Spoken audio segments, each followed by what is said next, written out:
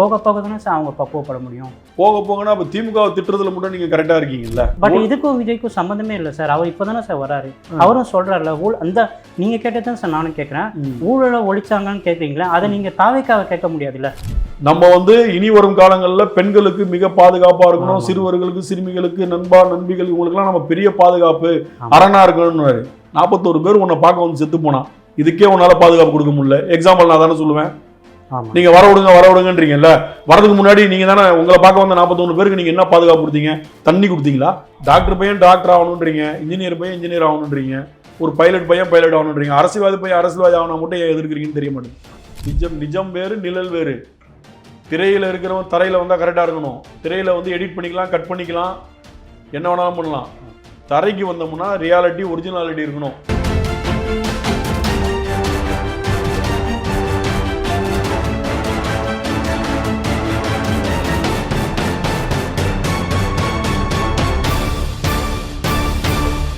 நம் தமிழ் நேயர்களுக்கு வணக்கம். தற்போது நம்முடைய அரங்கத்தில் இணைந்திருப்பவர் நம்ம மூத்த பத்திரிகையாளர் காதர் அவர்கள். வணக்கம் சார். வணக்கம். ஆக்டர் விஜயோட ஸ்பீச்சு சார், உங்களோட கருத்துக்களை அதை தெரிவிக்கலாம் சார். அதில் நிறைய அவருடைய ஸ்பீச்சு எல்லாம் பார்த்தேன்.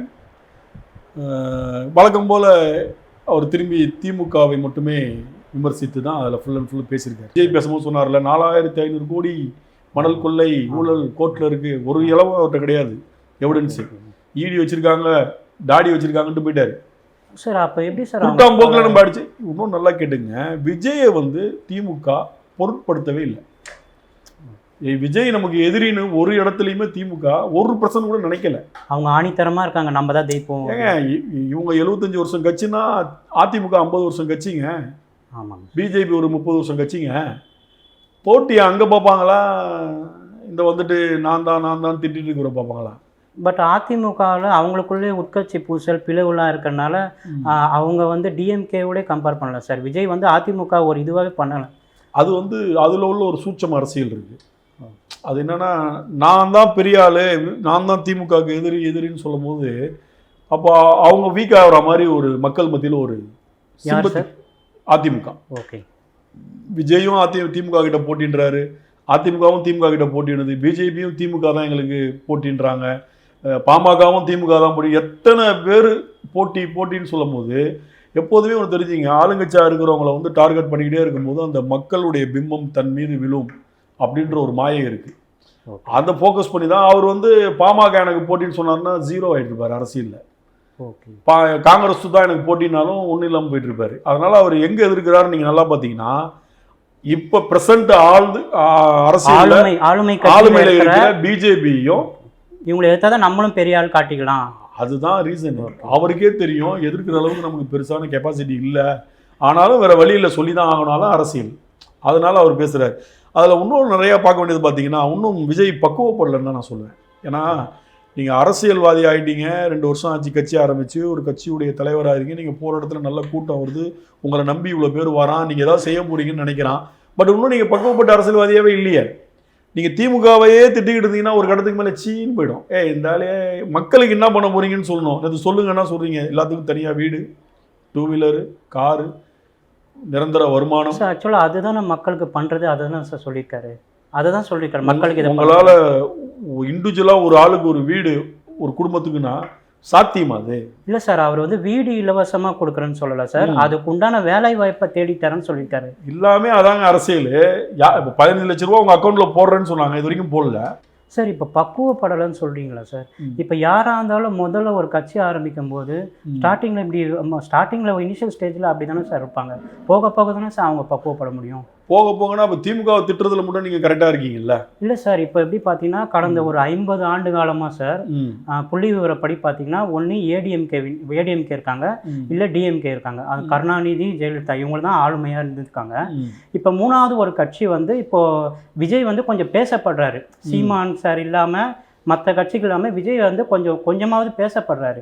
ஸோ நம்ம அதே மாதிரி வெள்ளம் வருது, அதே மாதிரி மழை வருது, அதே மாதிரி மக்களும் அமைச்சரும் தண்ணியில் நின்று ஃபோட்டோ எடுத்து ஸ்டில்லு தான் கொடுக்குறாங்க தவிர எதுவுமே மாறலை. ஸோ இவங்க 2 பேர் தான் ஆட்சி பண்ணியிருக்காங்க. நீங்கள் சொன்ன மாதிரி டிஎம்கேவும் சரி ஏடிஎம்கேவும் சரி. நம்ம ஏன் சார் புதுசாக ஒருத்தர் வர வாய்ப்பு கொடுக்கக்கூடாது சார்? கொடுக்கக்கூடாது. புதுசாக யாரையும் வர வேணான்னு சொல்லவே இல்லைங்க. சரிங்க சார். புதுசாக அரசியல் கட்சி தமிழ்நாட்டில் நீ வா நீ வராதன்னு யாருக்கும் தடை போடலை. முதல்ல அதை தெரிஞ்சுங்க. நீங்கள் சொன்ன மாதிரி 50 ஆண்டுகளாக திமுக அதிமுக மாறி மாறி அரசியல் பண்ணியிருக்காங்க, ஆட்சி பண்ணியிருக்காங்க, இருந்திருக்காங்க இல்லாங்க ரெடி. இந்த 50 வருஷத்தில் அதுக்கு முன்னாடி இந்த 50 வருஷத்தில் என்னென்ன மாறி இருக்குன்னு உங்களுக்கு தெரியுமா சார்? ஆக்சுவலாக பார்த்தீங்கன்னா என்னென்ன மாறி இருக்கிறத விட அந்த மக்களோட கஷ்டங்கள் குறையில தான் சார். ஏங்க கஷ்டம் இப்போ இல்லை, இன்னும் 100 வருஷம் ஆனாலும் குறையாதுங்க சார். அப்படி இருக்கும்போது இவங்க 2 பேரும் உங்களால் ஊழலை ஒழிக்க முடிஞ்சா? அதான் சார். உங்களால் ஊழலை ஒழிக்க முடிஞ்சா? ஊழலுக்கு எதிராக கட்சி ஆரம்பிச்ச அத்தனை பேருமே சிலர் மாநிலத்தில் ஆட்சிக்கு வந்திருக்காங்க, ஊழலை ஒழிச்சிருக்காங்களா? அதான் சார் இப்போதான் தாவேக்க வராங்க சார். அப்போ இதுக்கு முன்னாடி இருந்தது நீங்க கேட்ட கேள்வி பார்த்தீங்கன்னா ஊழலை ஒழிச்சது பார்த்தீங்கன்னா ஒன்று டிஎம்கே பண்ணிடணும் இல்லை ஏடிஎம்கே பண்ணிடணும். டிஎம்கே நான் ஓவரால் சொல்றேன். ஓகே, பட் இதுக்கும் விஜய்க்கும் சம்மந்தமே இல்லை சார். அவர் இப்போ தானே சார் வராரு, அவரும் சொல்றாருல அந்த நீங்க கேட்டதான் சார் நானும் கேட்குறேன். ஊழலை ஒழிச்சாங்கன்னு கேட்குறீங்களா? அதை நீங்க தாவேக்காவை கேட்க முடியாதுல்ல. ஆல்ரெடி ஊழல் பண்ணலன்றீங்களா சார்? ஒரு கார் வாங்கி பாண்டிச்சேரியில் ரிஜிஸ்ட்ரேஷன் பண்ணி அதுக்கு டாக்ஸ் கட்ட மாட்டேன்னு சொல்லி கோர்ட்டு வந்து அவருக்கு ஆர்டர் போட்டு 3.5 லட்சம் ரூபா நீ பணத்தை கெட்டல, நீ வந்து மோசடி பண்ணியிருக்க, கெட்டு டாக்ஸை உன்னால கெட்ட முடியாதா, நீ இவ்வளோ லட்சம் இவ்வளோ கோடி நீ பணம் வாங்குற சம்பளம் வாங்குற கெட்ட முடியாதுங்க. அதுக்கு பேர் என்ன சார்? நீங்க அதுக்கு பேர் என்ன? ஒரு அரச நீ வந்து பாண்டிச்சேரியில் ஒரு காரை வாங்கி ரிஜிஸ்ட்ரேஷன் பண்ணி ஒரு 3.5 லட்சம் ரூபா டாக்ஸை கட்டாம அதை ஏமாத்துறதுக்கு பேர் என்ன? இப்போ நீங்க சொல்றது பாத்தீங்கன்னா அவர் வந்து வரும்போதே அவரை தடுக்கிற மாதிரி இருக்கு சார். தடுக்கிறது இல்லைங்க, நல்லா புரிஞ்சுங்க. இந்த மாதிரி தான் அவருக்கு ரசிகர் மாதிரியே பேசுறீங்க. தடுக்கிறது கிடையாது. முதல்ல வந்து சரி நீங்க இவ்வளவு தூரம் சொல்றீங்களங்க ரசிகர் அவர் ரொம்ப நல்லவர் இல்ல அவர் நல்லவர் அவரை வர விடுங்கன்னு சொல்றீங்க. நான் ஒரே ஒரு கோரிக்கை, உங்க மூலியமா ஒரு கோரிக்கை. விஜய் இப்போ லாஸ்டா ஒரு படம் வருது போது ஜனநாயகம், இது வரைக்கும் நீங்க எல்லா படமும் நல்லா கலெக்ஷன் பண்ணிட்டீங்க. நீங்க நல்லது தானே பண்ண வரீங்க. நல்லது பண்ணா நீங்க ஃபர்ஸ்ட் யாருக்கு நல்லது பண்ணணும்? மக்களுக்கு. முதல்ல உங்க ரசிகருக்கு. ரசிகர் தானே, ரசிகர்னால தானே உங்க பலம். ரசிகர் தான் நீங்க நல்லது பண்ணணும். Simple matter. இப்போ ஜனநாயக படம் 3 நாட்கள் என்னுடைய ரசிகர்களுக்கு இலவசமா காட்டப்படும். சொல்லுங்க. ஒரு ரசிகர் தானே உனக்காக உயிரை கொடுக்குறான்ல, ஆல்ரெடி 49 பேர் செத்து போயிருக்கான்ல. அப்போ உனக்கு நீ தான் உச்சத்தில் இருக்கீங்கல்ல, பல ஆயிரம் கோடி சம்பாதிச்சிட்டீங்கல்ல, 3 நாள் லாஸ்ட் படம் ஃப்ரீயா இருக்கட்டும், ரசிகர்கள் சொல்லுங்க. இருங்க, நீங்க கேட்குறீங்கல்ல, அதுக்கான விளக்கம் நான் சொல்றேன். அப்ப உங்க கூடயே இருக்கிற உங்களை உயிரா நினைக்கிற உங்களுடைய கடைசி படம் நீங்க தான் சொல்றீங்க. சரி இத்தனை படத்துக்கு வாங்கிட்டீங்க, 60 படம் 70 படம் நடிச்சிட்டீங்க.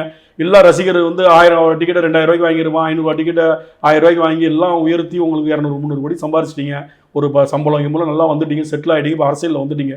அரசியல் வந்ததை முன்னிட்டு இதுவரை 69 படங்களுக்கு என் ரசிகர்கள் 1000-2000 செலவு பண்ணி டிக்கெட் வாங்கிய காரணத்தால் இப்போ எல்லாம் கஷ்டப்படுறாங்க என் ரசிகர்கள். அவர்களுக்காக இந்த ஜனநாயகம் படத்தின் 3 நாள் காட்சி என் ரசிகர்களுக்கு முதல்ல இலவசம் சொல்லாமே, தப்பு ஒன்றும் கிடையாது சார். இதெல்லாம் டிஎம்கேல இருக்கிறவங்களும் ஏடிஎம்கேலும் பண்ணியிருந்தாலும் இந்நேரம் மக்கள் கஷ்டப்பட்டுருக்க மாட்டாங்களா சார்? இது எப்படி நீங்கள் இப்போ வராத சொல்லுங்க. நான் என்ன கேட்குறேன்னா, நீங்கள் என்ன சொல்கிறீங்க, விஜயை வரதை தடுக்கிறீங்க, அவர் வந்து நாங்கள் தடுக்கவே இல்லைன்னு சொல்கிறேன். நான் ரசிகனா பேசல சார், ஒரு பொதுவான ஒரு ஆளாக நான் வந்து சொல்கிறது என்னன்னா, நான் குறை கொஸ்டின் உங்களுக்கு புரியுதா? திமுக அதிமுக மக்களுக்கான நலத்திட்டங்கள் நிறையா சட்டங்களை இம்ப்ளிமெண்ட் பண்ணியிருக்காங்க, போட்டிருக்காங்க. நிறைய விஷயங்கள் நடந்திருக்கு. முதல் பட்டதாரின்றதை கலைஞர் உருவாக்குனாரு. குடும்பத்தில் முதல் பட்டதாரி வந்து அவனுக்கு இவ்வளோ சலுகைகள்னாரு. பெண்களுக்கு சொத்தில் சம உரிமைன்றது கலைஞர் கொண்டு வந்தார். கிட்டத்தட்ட இந்த மாதிரி திட்டங்கள்லாம் வந்து 100க்கும் மேலே இருக்கு. எம்ஜிஆர் கொண்டு வந்த திட்டம் இருக்கு, அம்மையார் கொண்டு வந்த திட்டம் இருக்கு.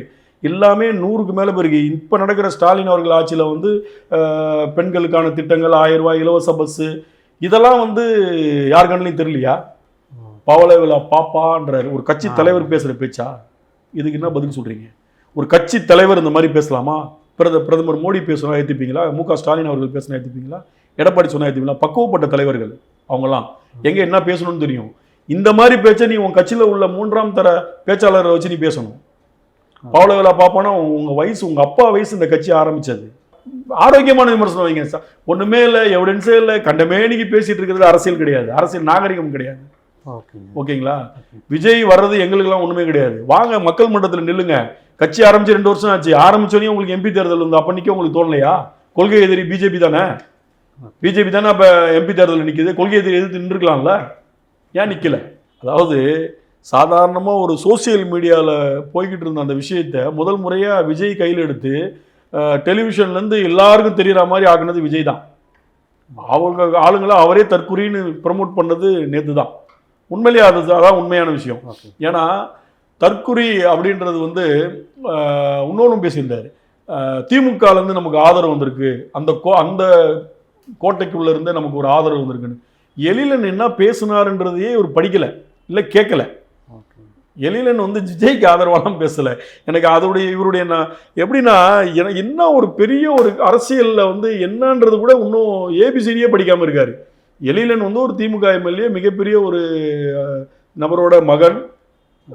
அவர் வந்து திமுக கூட்டத்தில் என்ன பேசினாருன்னா, தற்குறின்னு நம்ம டிவிகே தொண்டர்கள் எல்லாம் சொல்கிறாங்க, அப்படி சொல்ல வேணாம், பாவம் அவங்க வந்து இன்னும் அரசியல் நிலைப்பாடு அவங்களுக்கு எதுவுமே புரியாமல் இருக்காங்க, தெரியாமல் இருக்காங்க, அவங்களுக்கு நம்ம அரசியலை சொல்லி கொடுப்போம், அடுத்து வர ஜென்ரேஷனை நம்ம தற்குறின்ற ஒரு பேரை சொல்லி கூப்பிட வேணாம், பாவம் இதை அவங்க தலைவர் செய்ய வேண்டிய வேலை. நல்லா கேட்டுங்க அந்த வார்த்தையை. இது வந்து அவர் தலைவர் செய்து அந்த தொண்டர்களை வழிநடத்த வேண்டிய வேலை.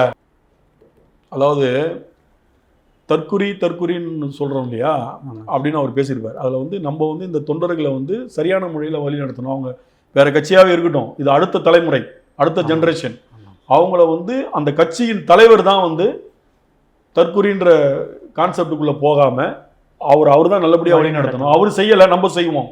இதுதான் அவர் பேசுனது. இவர் பேச்சில் யாரை சுட்டி காட்டியிருக்காரு, நீ தவறு பண்றதுனால உன் தொண்டர்கள் எப்படி இருக்காங்கன்னு விஜய் தானே சுட்டி காட்டுறாரு. அது எப்படி இவருக்கு ஆதரவு குரலா போவோம்? அப்ப ஒரு எதிர்கட்சியிலேருந்து, ஒரு ஆளுங்கட்சியிலேருந்து, உன்னை பிடிக்காத ஒரு அரசியல் களத்திலேருந்து ஒருத்தர் பேசின பேச்சையே கரெக்டாக உள்வாங்கி அவர் என்ன வர சொல்றாருன்னு ஒரு கட்சி தலைவராக இருக்க உங்களுக்கே புரியலன்னா உங்க தொண்டருக்கு எப்படிங்க புரியும்? சிம்பிளா நான் சொல்றேன். அதை நீங்க ஃபுல்லாவது கேட்டிருக்கணும்.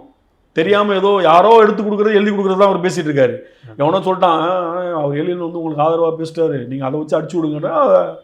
கேட்கவே இல்லை. அவருடைய சாராம்சா தான். 1க்கு 4 வாட்டி நான் காலையில் நான் கேட்டு வந்திருக்கேன். அப்படின்னா தான் எழிலன் அவர்கள் பேசுனாங்கன்னு சொல்லி. அப்போ உங்களை சுட்டி காட்டுறாரு.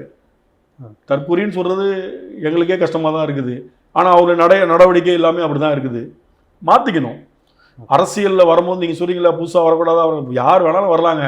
வரும்போதுமே நீ மக்களுக்கான அரசியல் நீ கரெக்டாக எடுத்தனா, வீரவசனம்லாம் சினிமாவில் தான் எடுபடும். நிஜம் வேறு, நிழல் வேறு.